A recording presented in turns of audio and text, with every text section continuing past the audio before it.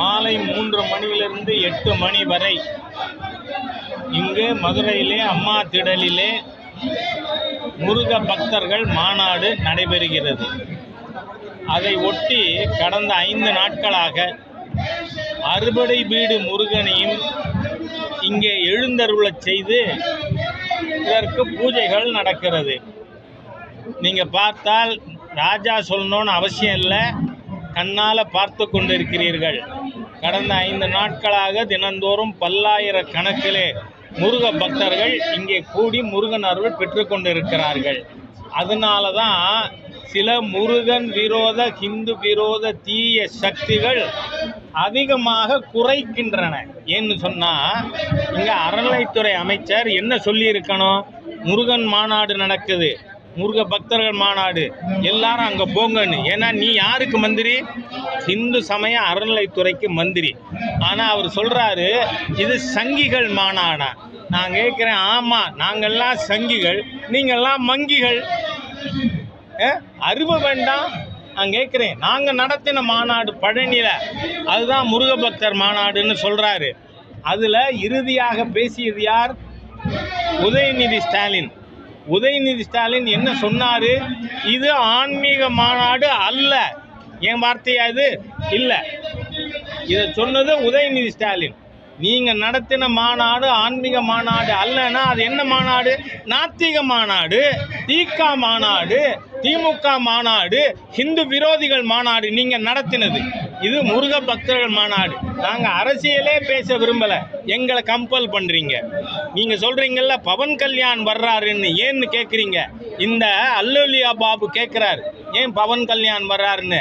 நான் கேட்குறேன், திரு பீட்டர் அல்போன்ஸு தமிழர் தானே, ஒத்துக்கிறீங்களா?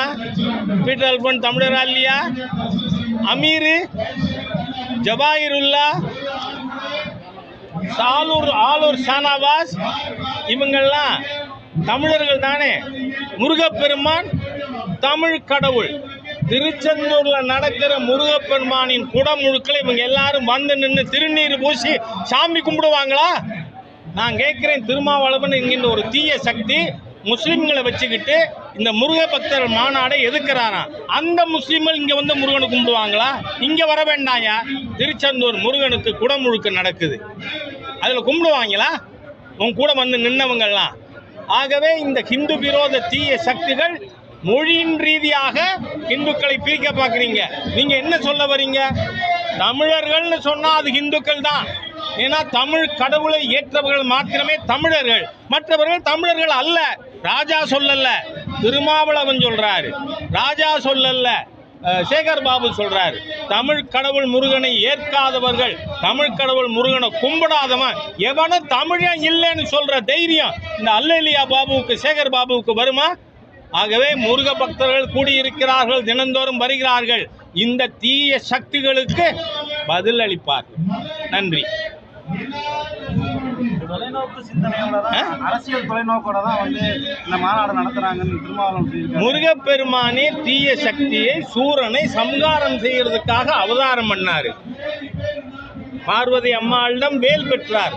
அதனால சொல்றேன்னா, அரசியல்ல கூட தீய சக்தி இருந்தால், ஹிந்து விரோத சக்தி இருந்தால் அதை அழிக்க வேண்டியது தர்மத்தை மதிக்கின்ற ஒரு குடிமகனுக்கும் பணி. அதனால நீங்க எல்லாரும் ஆன்மீக மாநாடு இல்லைன்னு சொன்னது உதயநிதி, ராஜா இல்லை.